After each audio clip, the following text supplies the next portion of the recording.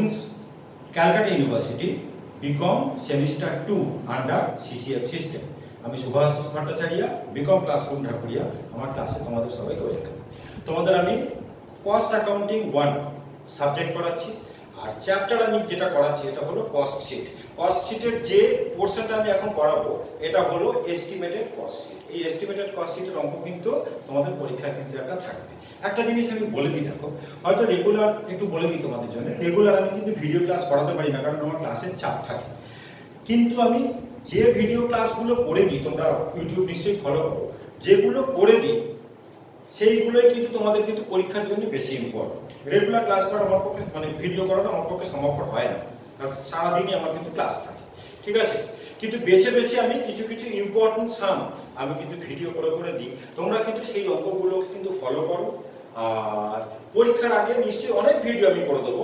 আর এখন আমি কিছু কিছু ভিডিও মেন যে সামগুলো, যেমন আমি এখন এস্টিমেটেড কস্ট শিট আগে কাকে বলে সেটা বুঝিয়ে দেবো। আর এস্টিমেটেড কস্ট শিটের যে অঙ্কটা করাচ্ছি এটা হলো মোস্ট ইম্পর্টেন্ট সাম, এবং পরীক্ষাতে এটা মানে আসবার চান্স বলে দিচ্ছি তোমাদের 90%। এবং এইটা করে গেলে তোমার কিন্তু অনেকটা কিন্তু কভার আপ হয়ে যাবে এস্টিমেটেড কস্ট শিটের ব্যাপারে, ঠিক আছে। তো এইবার আমি আর বাইরের কথা না বলে আর তোমাদের যেটা বলা সেটা হলো ক্লাসগুলো রেগুলার ফলো করো, আর আমার চ্যানেলটাকে ইউটিউব চ্যানেলটাকে একটু তোমরা সাবস্ক্রাইব করে দিও, আর বন্ধুদের মধ্যে একটু শেয়ার করে দিও। আর রেগুলার আমি কি ভিডিও ক্লাসগুলো দিচ্ছি, ভিডিও ক্লাসগুলো করাচ্ছি এগুলো একটুখানি ফলো রেখো, যেগুলো করাচ্ছি এগুলো কি করে যাবো। আচ্ছা, তো আগে আমি এস্টিমেটেড কস্ট শিটের ব্যাপারে বলে দিই। দেখো এস্টিমেটেড কস্ট শিট কি জিনিস, আমরা তো নরমাল কস্ট শিট আমরা তৈরি করতে জানি, তোমরা শিখেছো নরমাল কস্ট শিট তৈরি করা, কস্ট শিটের প্রকরণ তোমরা জানো। এবার এস্টিমেটেড কস্ট শিট আমরা কখন করি না, যখন আমরা মানে নতুন কোনো কাজের যখন অর্ডার নিতে যাই, মানে কোম্পানি যখন নতুন কোনো কাজের জন্য যখন অর্ডার নিতে যায়, তো যাদের কাছ থেকে অর্ডার নিতে যায় তাদেরকে টেন্ডার জমা দিতে হয়, টেন্ডার প্রাইস জমা দিতে হয়। টেন্ডার প্রাইসটা কি জিনিস, টেন্ডার প্রাইস মানে হলো আমি ওই কাজটা কি দামেতে করতে পারি। সোজা কথা, এই কাজ করতে গিয়ে আমার এস্টিমেটেড কস্ট কতখানি হবে, আর আমি কতখানি আমার মানে প্রফিট আর্ন করবো, ঠিক আছে, সেটাকে অ্যাড করবো। এটাই হলো আমার টেন্ডার প্রাইস, এটাই তাদের কাছে আমি সাবমিট করবো। সোজা কথা, আমি সেল প্রাইস বানাবো। তার মানে হুবহু একটা কস্ট শিট কিন্তু আমরা বানাবো, কিন্তু এই কস্ট শিটটার ব্যাপারে আমরা যে কস্টগুলোকে নেব এগুলো কিন্তু সব আমাদের এস্টিমেটেড কস্ট, ঠিক আছে। এইবারে এস্টিমেটেড কস্ট শিট গুলো, তার মানে যখন আমরা এস্টিমেটেড কস্ট শিট করব, মনে রাখতে হবে এখানে কিন্তু আমাদের দুটো কস্ট শিট তৈরি করতে হয়। একটা আগের বছরের কস্ট শিট তৈরি করে নিতে হয়, আর আরেকটা কারেন্ট ইয়ারের কস্ট শিট তৈরি করতে হয়। মানে যেটাকে বেস করে মানে আগের কস্ট শিটটাকে বেস করে আমরা কিন্তু এস্টিমেটেড কস্ট শিটটা তৈরি করব। তার মানে এস্টিমেটেড কস্ট শিট মানে আমাদের দুটো কস্ট শিট বানাতে লাগবে, একটা লাস্ট ইয়ারের নরমাল কস্ট শিট আমাদের বানিয়ে নিতে লাগবে, তারপর আমরা মানে কারেন্ট ইয়ারের জন্য একটা যে কাজটার জন্য অর্ডার পেয়েছি সেটার জন্য মানে যে কাজটার জন্য আমরা অর্ডার নিতে যাচ্ছি মানে টেন্ডার প্রাইস জমা দিতে যাচ্ছি তার জন্য আমরা এস্টিমেটেড কস্ট শিট তৈরি করব। এবার তোমাদের বলে এই এস্টিমেটেড কস্ট শিট গুলো আমাদের দু রকম টাইপের অঙ্ক হয়। একটা হলো যে তোমাকে মানে প্রোডাকশন ইউনিটটা বলে দেবে না, ঠিক আছে, সেক্ষেত্রে আমরা কি করব না পার্সেন্টেজ অ্যাপ্লাই করে করে আমাদের করতে হয়। মানে জেনারেলি মানে যেটার জন্য আমরা টেন্ডার প্রাইস জমা দিতে যাচ্ছি নতুন কাজটার জন্য, আমাদের ডাইরেক্ট মেটেরিয়াল আর ডাইরেক্ট ওয়েজেস এই দুটো খরচা বলে দেওয়া থাকে। আর যে ওভারহেড এক্সপেন্সেস গুলো আমাদের তিন রকম ওভারহেড আছে, factory overhead, office and administration overhead, selling and distribution overhead. এই ওভারহেড গুলোর আমাদের কিন্তু পার্সেন্টেজ বার করে নিতে লাগে। কিভাবে করব না, আমরা আগে যে নরমাল কস্ট শিটটা বানালাম ওই কস্ট শিটটার উপরেই কিন্তু আমরা পার্সেন্টেজ বার করব। ফ্যাক্টরি ওভারহেডটা আমরা পার্সেন্টেজ বার করব, তার মানে এগুলোকে বলা হয় ওভারহেড অ্যাবজর্পশন রেট বা ওভারহেড রিকভারি রেট। ফ্যাক্টরি ওভারহেডটা অ্যাবজর্ব হয় তোমার ডাইরেক্ট ওয়েজেসের উপরে, অফিস এন্ড অ্যাডমিনিস্ট্রেশন ওভারহেডটা অ্যাবজর্ব হয় তোমার হচ্ছে কি ওয়ার্কস কস্টের উপরে, আর যেটা তোমার সেলিং এন্ড ডিস্ট্রিবিউশন ওভারহেড এটা অ্যাবজর্ব হয় আমাদের কস্ট অফ গুডস সোল্ড এর উপরে। তার মানে আমরা যখন মানে তোমার ফ্যাক্টরি ওভারহেডের পার্সেন্টেজ বার করব অন হচ্ছে কি তোমার ডাইরেক্ট ওয়েজেস, মানে যেটার উপর পার্সেন্টেজ করব সেটা নিচে বসে আর উপরে সবসময় ওভারহেড করে বসে, ঠিক আছে। তার মানে factory overhead by direct wages into 100। Office and administration ওভারহেডটা আমরা অ্যাবজর্ব করি তোমার ওয়ার্কস কস্টের উপরে, তাহলে office and administration overhead by works cost into 100। আর সেলিং এন্ড ডিস্ট্রিবিউশন ওভারহেড আমরা অ্যাবজর্ব করি কস্ট অফ গুডস সোল্ড এর উপরে, মানে selling and distribution overhead divided by cost of goods sold into 100। সোজা কথা, যার উপরে অ্যাবজর্ব করছি সেটা নিচে বসবে আর ওভারহেডটা আমাদের উপরে বসবে, ঠিক আছে। এইবারে যদি ওরা অঙ্কে তো বলে দেয় যে আগের বছরে যে রেটে আমরা প্রফিট আর্ন করতাম এখন আমরা সেই রেটে প্রফিট আর্ন করব। এবার রেট অফ প্রফিটটা অনেক সময় কস্টের উপরে বলতে পারে, অনেক সময় সেলের উপরে বলতে পারে। যাই বলুক না কেন তুমি কিন্তু মানে পার্সেন্টেজ অফ প্রফিটটা অল টাইম কিন্তু কস্টের উপরে পড়বে। ঠিক আছে, ওরা যদি বলেও দেয় সেলসের উপরে, তোমরা কিন্তু কস্টের উপরে প্রফিটের পার্সেন্টেজটা বার করবে। তার মানে আগেকার কস্ট শিটের যে প্রফিটটা বেরোলো ওটা ডিভাইডেড বাই মানে আগের কস্ট শিটে যেটা টোটাল কস্ট ইনটু 100 করে দেবে। ঠিক আছে, কারণ সেলের উপরে তুমি যদি প্রফিটের পার্সেন্টেজ করো, আবার নতুন কস্ট শিটে এসে তোমাকে কিন্তু আবার ওটাকে কস্টে ব্যাক করতে হবে। কোনো প্রয়োজন নেই কষ্ট করবার। আগে ওরা যতই সেলের উপরে পার্সেন্টেজ বলুক না কেন, তোমরা কিন্তু অল টাইম কিন্তু মানে আগের কস্ট শিটে যেটা মানে প্রফিটের পার্সেন্টেজ বার করবে সেটা কিন্তু টোটাল কস্ট। ঠিক আছে, তাহলে এটা হলো আমাদের একটা নাম্বার 1 টাইপের কস্ট শিট, যেখানে পার্সেন্টেজ করে বলে দেবে। আর নাম্বার 2 টাইপের কস্ট শিটটা হলো যেখানে আমাদের ইউনিট করে বলে দেবে। ঠিক আছে, আগে হয়তো বললো যে 4000 ইউনিট প্রোডাকশন হতো, এখন যেটা নতুন কাজের জন্য যেটা অর্ডার পাচ্ছে সেটা ধরো 6000 ইউনিট প্রোডাকশন হবে, মানে 6000 ইউনিটস তৈরি করতে লাগবে। ঠিক আছে, তাহলে এই যখন ইউনিট দিয়ে যখন আমাদের এস্টিমেটেড কস্ট শিটগুলো করতে দেবে, সেখানে কিন্তু আমাদের ফিক্সড কস্ট এবং ভেরিয়েবল কস্ট এই কস্টগুলোর ব্যাপারে কিন্তু একটুখানি কনসেপ্ট আমাদের লাগতে মানে কনসেপ্ট কিন্তু আমাদের জানতে লাগবে। একটুখানি আমি বলে দিই, এগুলো তোমাদের কস্ট বিহেভিয়ার চ্যাপ্টার আমি আমার ক্লাসে তো আমি করিয়ে দিয়েছিলাম। কস্ট বিহেভিয়ার হয়তো আমি ভিডিও করাতে পারিনি সময়ের অভাবে। তো কস্ট বিহেভিয়ার চ্যাপ্টারে এগুলো শেখানো হয় যে ভেরিয়েবল কস্ট কোনগুলো হয়, ফিক্সড কস্ট কোনগুলো হয়, আর সেমি ভেরিয়েবল কস্ট কোনগুলো হয়। তো ফিক্সড কস্ট মানে যে কস্টগুলো প্রোডাকশন ইউনিট মানে চেঞ্জ যাই হোক না কেন, মানে প্রোডাকশন ইউনিট চেঞ্জের সাথে সাথে যে কস্টগুলো টোটালিটিতে চেঞ্জ করে না সেগুলোকে বলা হয় ফিক্সড কস্ট। ঠিক আছে, আমার প্রোডাকশন ইউনিট যাই হোক না কেন যে কস্টগুলো সবসময় এক থাকে মানে সেম থাকে টোটালিটি, সেগুলোকে বলা হয় ফিক্সড কস্ট। আর প্রোডাকশন ইউনিট চেঞ্জের সাথে সাথে যে কস্টগুলো প্রপোর্শনেটলি ভ্যারি করে মানে প্রপোর্শনেটলি চেঞ্জ করে সেগুলোকে বলা হয় ভেরিয়েবল কস্ট। ঠিক আছে, মানে 4000 ইউনিটের কস্ট যদি তোমার 6000 হয়, আমি চোখ বুঝিয়ে বলবো 8000 ইউনিটের কস্ট তোমার 12000 হবে। 4000 ইউনিটের কস্ট যদি 6000 হয়, তাহলে 8000 ইউনিটের কস্ট কিন্তু 12000 হবে, কারণ প্রপোর্শনেটলি কিন্তু চেঞ্জ করবে, বাড়ালে বাড়বে কমালে কমবে। এবার একটা জিনিস এখানে বলে দিই, ফিক্সড কস্টগুলো কিন্তু টোটালিটিতে চেঞ্জ করে, পার ইউনিট কিন্তু ভুল বললাম, ফিক্সড কস্টগুলো টোটালিটিতে চেঞ্জ করে না মানে এক থাকে, পার ইউনিট ফিক্সড কস্ট কিন্তু চেঞ্জ করে। প্রোডাকশন ইউনিট যত বাড়ে মানে পার ইউনিট ফিক্সড কস্ট কিন্তু তত কমতে থাকে, আর প্রোডাকশন ইউনিট যত কমতে থাকে পার ইউনিট ফিক্সড কস্ট কিন্তু তত বাড়তে থাকে। ভেরিয়েবল কস্টগুলো আবার কিন্তু উল্টো নেচারের, মানে টোটালিটিতে চেঞ্জ করে, কিন্তু পার ইউনিট ভেরিয়েবল কস্ট কিন্তু সব সময় কিন্তু এক থাকে। তার মানে যদি ভেরিয়েবল কস্ট যেগুলো আমাদের বলে দেওয়া থাকবে, সেগুলো যদি কস্টের মধ্যে কোনো যদি চেঞ্জ যদি না দিয়ে দেওয়া থাকে, তাহলে আগেকার কস্ট শিটে পার ইউনিট কস্ট যা থাকবে এস্টিমেটেড কস্ট শিটেও কিন্তু আমরা পার ইউনিট কস্ট সেটাই রাখবো, যত ইউনিট প্রোডাকশন সেটাকে দিয়ে আমরা নিতে পারবো। ঠিক আছে, তাহলে এই হলো ব্যাপার। দু রকম টাইপের কি টাইপের আমাদের এস্টিমেটেড কস্ট শিট হয়, হ্যাঁ এটাকে আমি বলে দিলাম। এবার আমি যে সামটা করাচ্ছি এটা হলো আমাদের সেকেন্ড টাইপটা, মানে এখানে আমাদের ইউনিট বলে দেওয়া আছে, আর এটা হলো মোস্ট ইম্পর্টেন্ট সাম। আর তোমরা জেনে রাখো নেক্সট দিনেতে আমি আবার তোমাদের হচ্ছে কি ওই পার্সেন্টেজ দিয়ে একটা অঙ্ক আমি কিন্তু করিয়ে দেবো, যাতে তোমাদের এস্টিমেটেড কস্ট শিটটা কিন্তু পুরোপুরি কভার আপ হয়ে যায়। তো অঙ্কটাকে আমি একটুখানি পড়ছি, দেখো এটা কিন্তু আমাদের ইয়ারের সাম সিওবি কম অনার্স। যথারীতি যখন আমি ইউটিউব চ্যানেলেতে মানে সামটাকে যখন আমি পোস্ট করবো, মানে তোমরা ডেসক্রিপশনে গেলে কিন্তু এই লিঙ্কটা তোমরা পেয়ে যাবে, লিঙ্ক থেকে তোমরা কিন্তু এই প্রবলেমটাকে দেখে নিতে পারবে, কারণ প্রবলেমটা ছাড়া তোমরা কিন্তু অঙ্ক তো করতে পারবে না, সলিউশনটা বুঝতে পারবে না। তো অঙ্কটা একটু বুঝিয়ে মানে পড়ে দিচ্ছি, শোনো।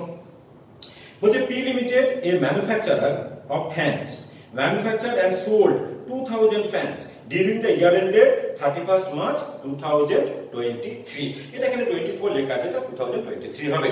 31st March 2023 মানে 2022-23 বছর। ওরা 2000 ইউনিট প্রোডাকশন এবং সেল করতো। একটা জিনিস এখানে বলে দিই, যা প্রোডাকশন তাই যদি সেল হয়ে যায়, মনে রাখতে হবে সেক্ষেত্রে কিন্তু আমাদের স্টকেতে কোনো মাল কিন্তু পড়ে থাকে না, মানে ফিনিশ গুডসে কিন্তু কোনো মাল পড়ে থাকবে না। ফিনিশ গুডসে তখন ক্লোজিং মানে স্টকেতে তখনই মাল থাকে, ক্লোজিং স্টকে তখনই থাকবে যখন পুরো প্রোডাকশন ইউনিটটা যখন সেল হয় না।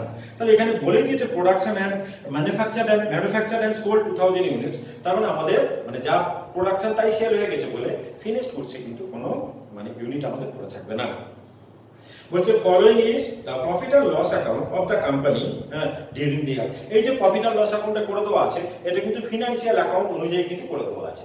আমাদের মানে কস্ট অ্যাকাউন্টেন্সিতে আমরা কিন্তু প্রফিট এন্ড লস অ্যাকাউন্ট তৈরি করি না, আমরা কি করি প্রফিট লস কোথা থেকে বার করি, আমরা মানে প্রফিট লসটা বার করি কস্ট শিট থেকে।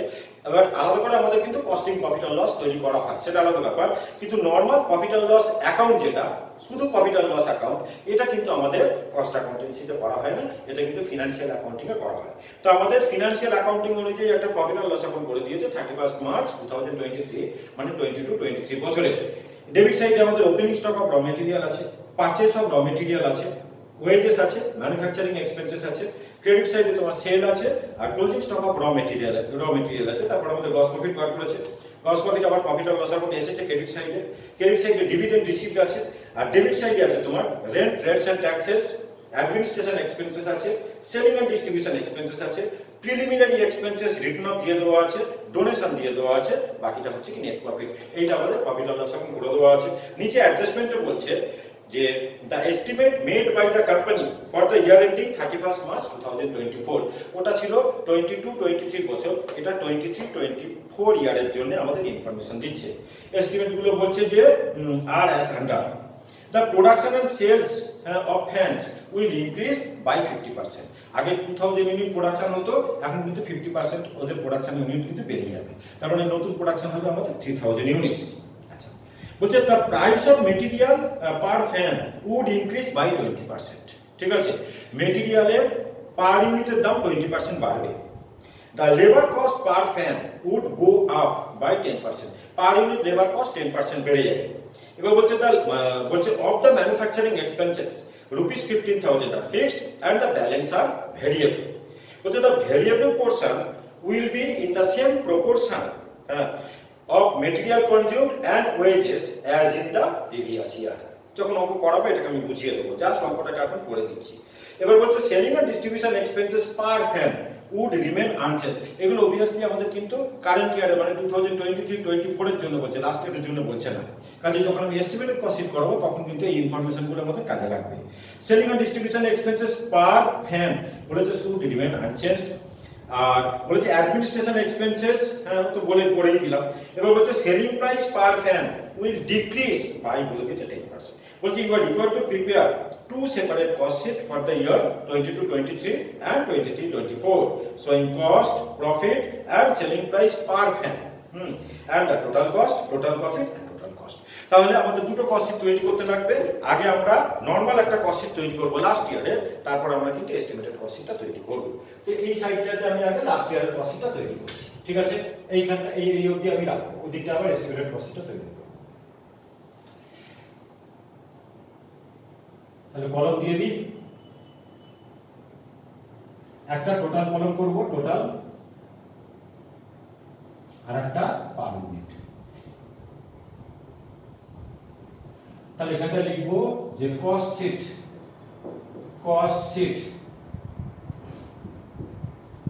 ফর দ্য ইয়ার 2022-23। এখানে আমি মেনশন করে দিই production and sales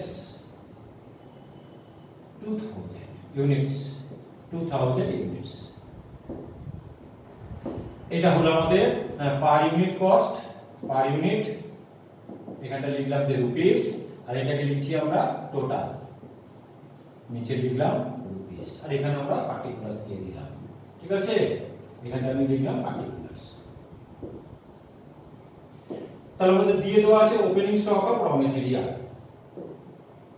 opening stock of র মেটেরিয়ালকে আমি আর এ বলে লিখলাম, তোমরা একটু বুঝে নিও। ঠিক আছে, opening stock of raw material আমাদের কত দিয়ে দেওয়া আছে?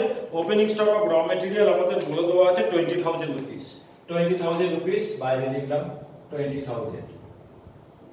Add purchase of raw material। আচ্ছা, raw material purchase আমাদের বলে দেওয়া আছে 1,30,000 রুপিস। 1,30,000, 1,30,000। তাহলে দুটোকে আমি অ্যাড করলাম মানে 1,50,000। লেস করব closing stock of raw material। আর closing stock of raw material আমাদের বলে দেওয়া আছে অঙ্কেতে তোমার হচ্ছে কি 30,000 রুপিস। ঠিক আছে, 30,000 রুপিস, 30,000। তাহলে আমাদের বেরোলো 1,20,000 টাকা। এটাকে আমরা লিখবো র material consumed. raw material consumed, এটাকে আমরা লিখলাম যে র মেটেরিয়াল কনজিউমড। ঠিক আছে, এটা পার ইউনিটটাকে আমাদের বার করতে লাগবে। এই র মেটেরিয়াল কনজিউমড মানে পার ইউনিটটা আমরা এই প্রোডাকশন ইউনিট দিয়ে ডিভাইড করে দেব, তার মানে 2000 দিয়ে ডিভাইড করে দেব। তো 1,20,000 কে 2000 দিয়ে ডিভাইড করলে আমাদের হয় 60 রুপিস। এটা হলো 60.00। এই র মেটেরিয়াল কনজিউমড একটু ভালো করে লিখে দিই, একটু আচ্ছা হয়ে গেল, এটা কালি কম ছিল, ইনকম ছিল। এটা লিখে দিই যে র material consumed, raw material consumed। এই টাকাটা আমাদের আছে 1,20,000। ঠিক আছে, একটু পরিষ্কার করে লিখে দিলাম।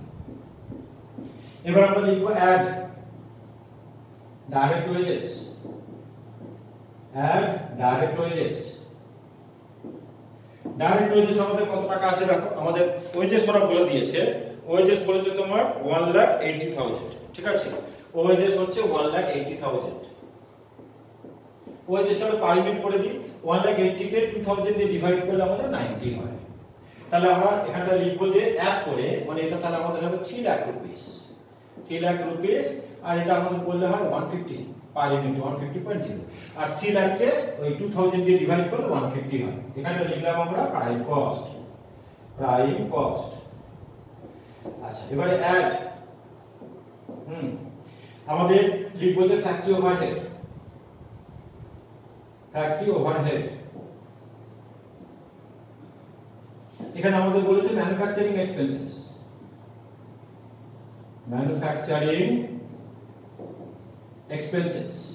এক্সপেন্সেসকে শর্টে লিখলাম। ম্যানুফ্যাকচারিং এক্সপেন্সেস করে দিয়েছিলাম তখন।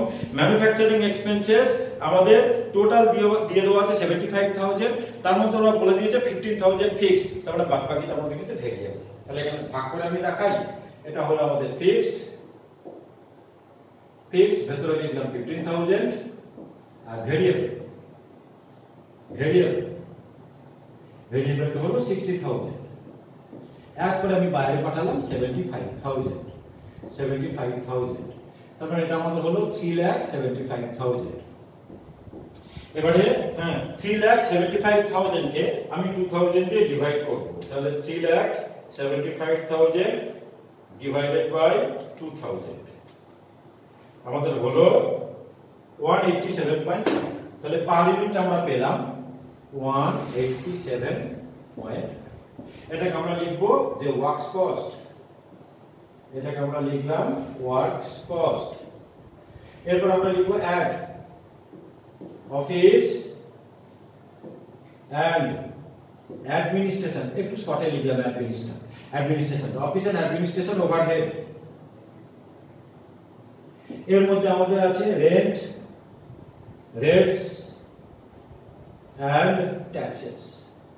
দেখো রেন্ট, রেটস এন্ড ট্যাক্সেস ব্যাপারে রেন্ট, রেটস এন্ড ট্যাক্সেস এখন ওগুলো ফিক্সড কি ভেরিয়েবল সেটা পরে দেখব। রেন্ট, রেটস এন্ড ট্যাক্সেস আমাদের দিয়ে দেওয়া আছে কি 20,000, আর অ্যাডমিনিস্ট্রেশন এক্সপেন্সেস আমাদের আছে 1 লাখ। তাহলে রেন্ট, রেটস এন্ড ট্যাক্সেস ভেতরে লিখলাম 20,000, আর অ্যাডমিনিস্ট্রেশন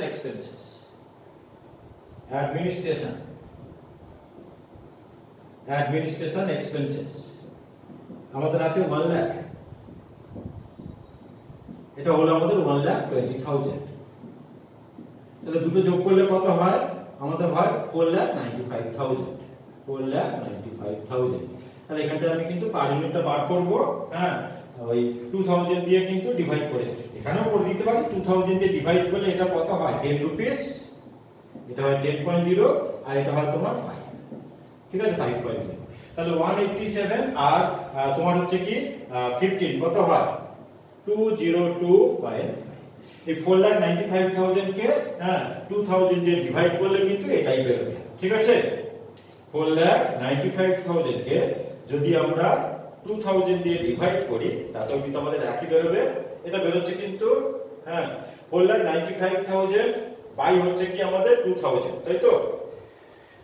4 লাখ এইখানটায় 3,75,000 এখানটা রং হচ্ছে। 3,75,000 মানে ওয়ার্কস কস্ট, 3,75,000 ডিভাইডেড বাই 2000 2000 এটা করলে আমাদের এখানে ঠিকই আছে 187 হ্যাঁ 0.5 হচ্ছে 187.5 হচ্ছে।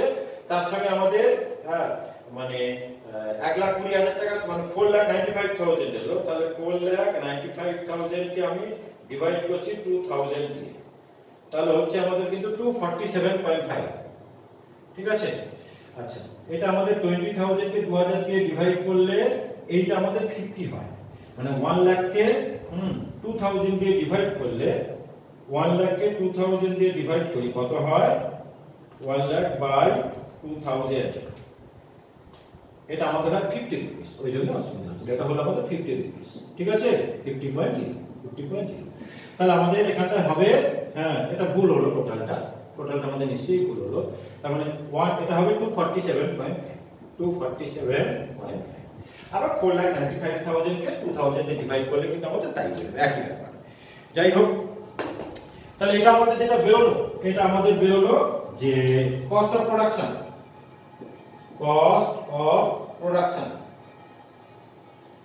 যেহেতু আমাদের ফিনিশ গুডস কিছু নেই এটাকে আমরা লিখে দেবো যে কস্ট অফ গুডস সোল্ড, মানে cost of production cum cost of goods sold, যেহেতু আমাদের ফিনিশ গুডসে কিছু নেই ঠিক আছে। যদি পরের আইটেমটা না থাকে তো মানে অবলিক দিয়ে পরের আইটেমটাকে লিখে দেব। এবার আমরা লিখব selling distribution overhead, add selling and distribution, শর্টে লিখলাম ডিস্ট্রিবিউশনটা, সেলিং এন্ড ডিস্ট্রিবিউশন ওভারহেড। এটা আমাদের কত বলেছে দেখো, সেলিং এন্ড ডিস্ট্রিবিউশন ওভারহেড আমাদের বলে দেওয়া আছে, সেলিং এন্ড ডিস্ট্রিবিউশন এক্সপেন্সেস বলে দেওয়া আছে 45,000, ডাইরেক্ট আমি নিয়ে নিলাম 45,000 ঠিক আছে। তাহলে 45,000 কে 2000 দিয়ে ডিভাইড করলে আমাদের কত হয় তোমার 22.5 ঠিক আছে। তাহলে আমরা অ্যাড করে দিই 4,95,000 বার 45 হয় 5,40,000 আর এটা করলে আমাদের কত হয় 248 হ্যাঁ, তার মানে হচ্ছে কি 270, মানে পার ইউনিট আমাদের হলো 270। এটাকে আমরা লিখব টোটাল কস্ট, এবার আমাদের একটু গ্যাপ করে লিখি যে সেলস, তাহলে বাকিটা আমরা প্রফিট পেয়ে যাব। তো সেলস আমাদের বলে দেওয়া আছে, দেখো সেলস আমাদের বলে দেওয়া আছে 6 লাখ রুপিস, তাহলে একটু গ্যাপ করে আমি লিখি সেলস লিখবো 6 লাখ, তাহলে প্রফিটটা হলো আমাদের 60,000। তাহলে 6 লাখ কে আচ্ছা 60,000 কে 2000 দিয়ে ডিভাইড করলে হয় 30 আর এটা আমাদের হবে 300। যদি আমরা 6 লাখ কে হ্যাঁ মানে 2000 দিয়ে ডিভাইড করি তাহলে মানে 3000 রুপিস হয়, তাহলে মধ্যখানে ঢুকিয়ে দিলাম এটা আমি প্রফিট। তাহলে এটা আমাদের কিন্তু আগের বছরের কস্ট শীটটা তৈরি হয়ে গেল। এবার আমি বার করব আসলটা মানে এস্টিমেটেড কস্ট শীটটা। তাহলে এখানে আমি লিখছি যে এস্টিমেটেড কস্ট শীট, এইখানে আমি লিখবো এস্টিমেটেড কস্ট শীট, আগে লিখি এস্টিমেটেড ভালো করে দেখবে সব বুঝবে, এস্টিমেটেড কস্ট শীট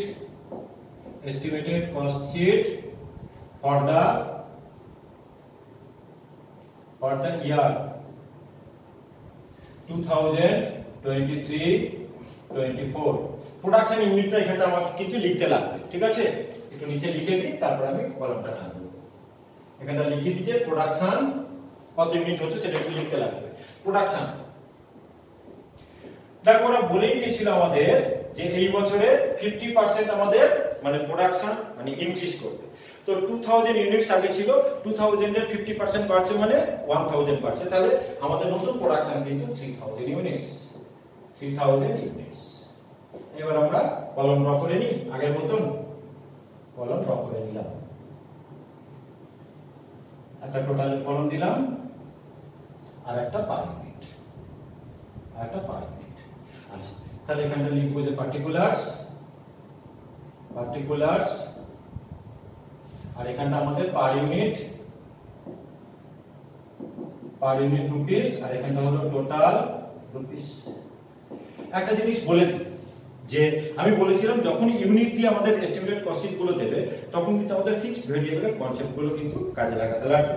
একটা জিনিস বলে দিই মানে প্রাইম কস্ট অফ যে আইটেমগুলো থাকে মানে ডিরেক্ট মেটেরিয়াল, ডিরেক্ট ওয়েজেস এবং ডিরেক্ট এক্সপেন্সেস, এগুলোর জন্য কোনো ইনফরমেশন দেওয়া দরকার পড়ে না, এগুলো কিন্তু সবসময় কিন্তু ভেরিয়েবল কস্ট হয়। আর আমি একটা কথা বলেছিলাম, ভেরিয়েবল কস্ট যদি চেঞ্জ যদি না হয়, কস্ট যদি মানে দামের যদি চেঞ্জ না হয়, তাহলে পার ইউনিটটা কিন্তু একই থাকে। সাপোজ ডাইরেক্ট মেটেরিয়াল কস্ট মানে র মেটেরিয়াল কনজিউম যেটা আগে করা ছিল 60 রুপিস, আমার যদি প্রাইস যদি চেঞ্জ না হতো, এখানে প্রাইস চেঞ্জ হয়েছে, প্রাইস যদি চেঞ্জ যদি না হতো, আমি মানে মেটেরিয়াল বলে পার ইউনিটের ঘরে 60 রুপিস লিখতাম আর 3000 দিয়ে ইনটু করে আমি বাইরে পাঠিয়ে দিতাম। কিন্তু এখানে সেটা করতে পারবো না, আমাদের কিন্তু ওরা বলে দিয়েছে যে পার ইউনিট প্রাইস কিন্তু চেঞ্জ হচ্ছে। তো ভেরিয়েবল কস্ট গুলো মানে যেগুলো তোমার চেঞ্জ হবে না সেগুলো কিন্তু পার ইউনিটে আমরা সেম রেখে দেবো, আর যত ইউনিট প্রোডাকশন সেটাকে ইনটু করে আমরা বাইরে পাঠিয়ে দেবো। ঠিক আছে, এবার আমরা অঙ্ক করি। এখানে কি বলেছে? বলেছে the production and sales of fans will increase by 50%, মতো বললাম। বলছে the price of material per fan would increase by 20%, পার ফ্যানের দাম হচ্ছে কি 20% বাড়ছে। তাহলে এখানে লিখছি যে র মেটেরিয়াল মানে র মেটেরিয়াল কনজিউমড, র মেটেরিয়াল, তাহলে আমাদের ছিল 60, 20% বেড়েছে মানে 120/100, 20% করে আবার অ্যাড করার থেকে ডাইরেক্ট মানে 120/100 করে দাও, একসঙ্গে বেরিয়ে যাবে 120/100।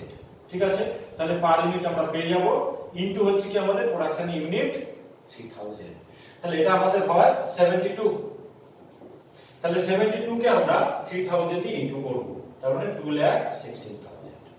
এবার আমরা লিখি ডাইরেক্ট ওয়েজেস।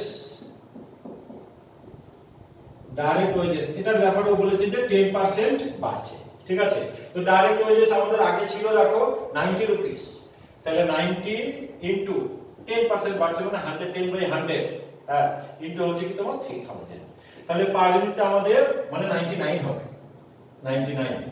তো 99 কে আমরা 3000 দিয়ে ইনটু করব, মানে তিনটা জিরো দিয়ে দিলাম, এটা 27 আর এটা হবে 297।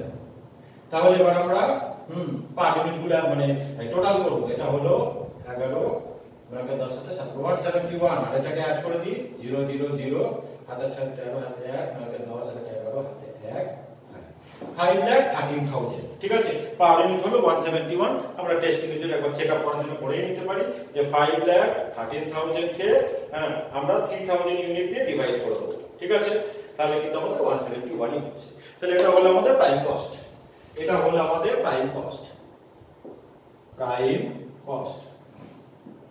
এখন লিখবো factory overhead, add factory overhead, factory overhead. Factory ওভারহেডের মধ্যে আমাদের তোমার ম্যানুফ্যাকচারিং এক্সপেন্সেস ছিল যেটা ফিক্সড, আর ভেরিয়েবল ছিল হচ্ছে কি ফিক্সড ছিল 15,000 আর ভেরিয়েবল ছিল 60,000। ফিক্সডটা কি হবে? যত ইউনিট প্রোডাকশন হোক না কেন এক থেকে যাবে। তাহলে আমরা লিখি যে ম্যানুফ্যাকচারিং এক্সপেন্সেস, তাহলে আগে লিখি যে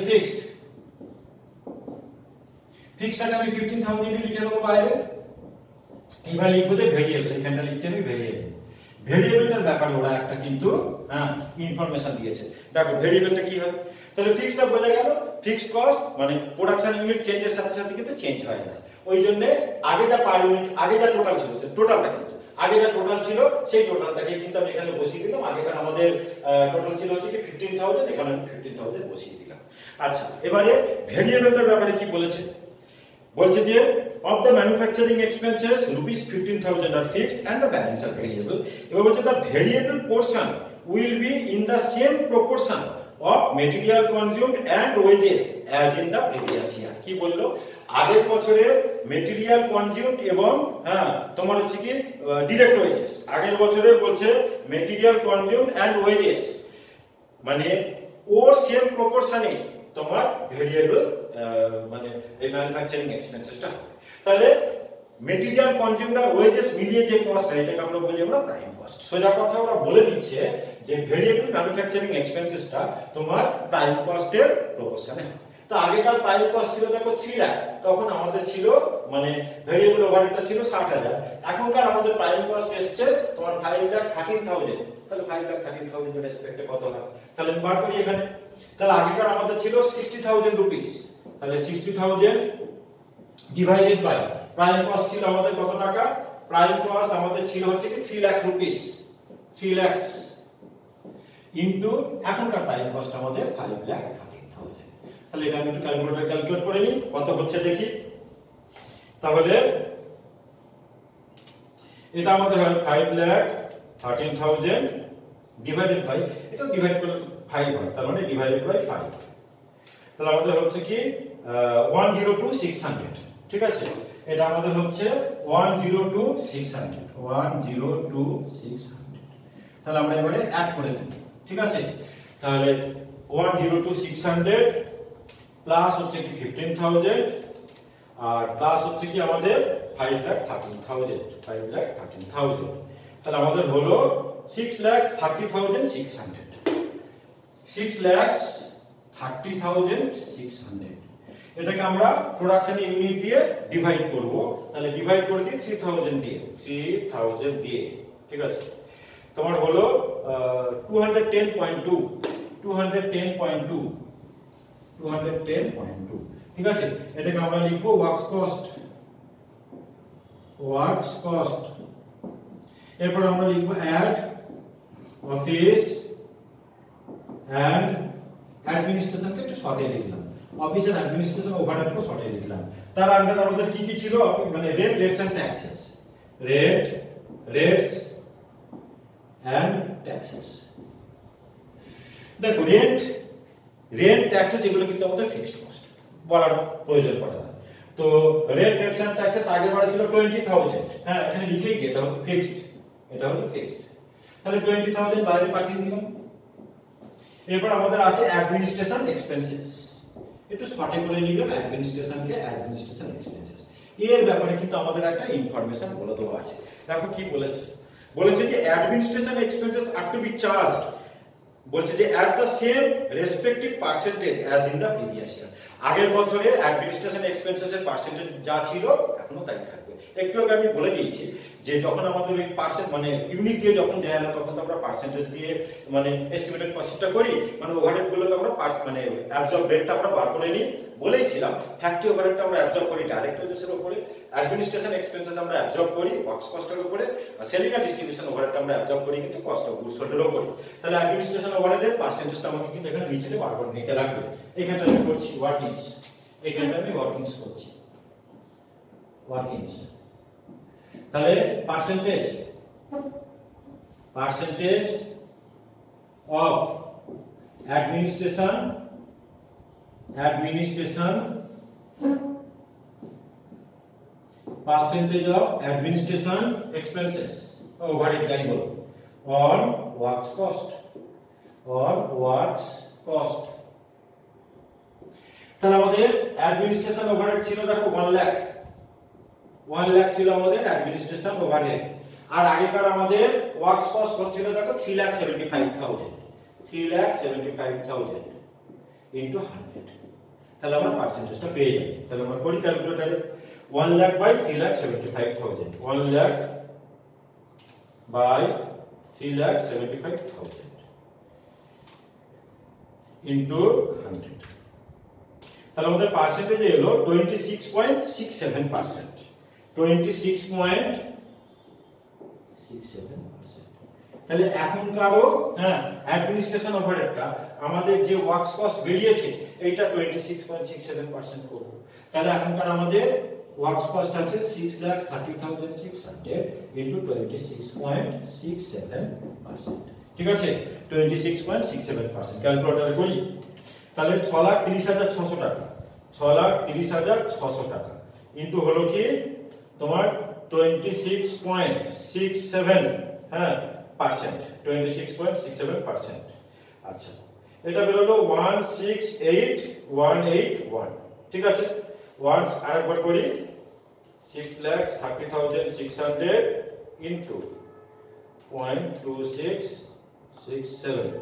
তাহলে এটা আমাদের বললে হয় 168,181, হ্যাঁ 168,181, 168,181, ঠিক 168,181। তাহলে এগুলো আমরা অ্যাড করব, অ্যাড করলে আমরা পাবো তোমার cost of production, cost of production. Oblique দিয়ে লিখবো কস্ট অফ গুডস সোল্ড, যেহেতু ফিনিশড গুডস নেই, কস্ট অফ গুডস সোল্ড। তাহলে এখানটা আগে আমি টোটালটা করি। টোটালটা আমাদের হলো 168,181 প্লাস হলো আমাদের এই দুটোকে অ্যাড করলে 650 হয়, 650 হয়। তাহলে আমাদের হলো 818,781।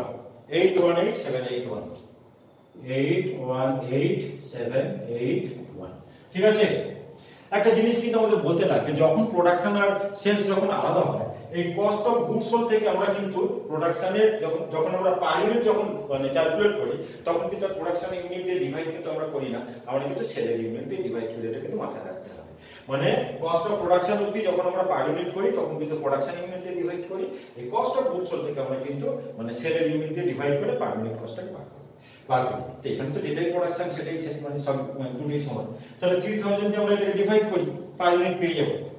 তাহলে ডিভাইড করি আমরা 3000, তাহলে আমাদের বেরোলো হচ্ছে কি 272.927, 272.927, এটা বেরোলো আমাদের per unit cost of production. ঠিক আছে। এবার আমরা করব add selling and distribution overhead. ঠিক আছে। এবার করব আমরা selling and distribution overhead, selling and distribution expenses. কি বলে দেওয়া আছে সেলিং এন্ড ডিস্ট্রিবিউশন এক্সপেন্সেস এর ব্যাপারে? দেখো কি বলে দেওয়া আছে, বলেছে যে selling and distribution expenses per fan would given আছে। তাহলে আগেকার আমাদের selling distribution expenses per unit আমাদের কত ছিল দেখো 22.5। তাহলে আমি পার ইউনিটের ঘরে লিখে দিলাম 22.5। ঠিক আছে, একই থাকবে। তাহলে 22.5 কে আমি 3000 ইউনিট দিয়ে ইনটু করব। 22.5 ইনটু 3000, তাহলে আমার হলো 67,500। 67,500 ঠিক আছে, 67,500।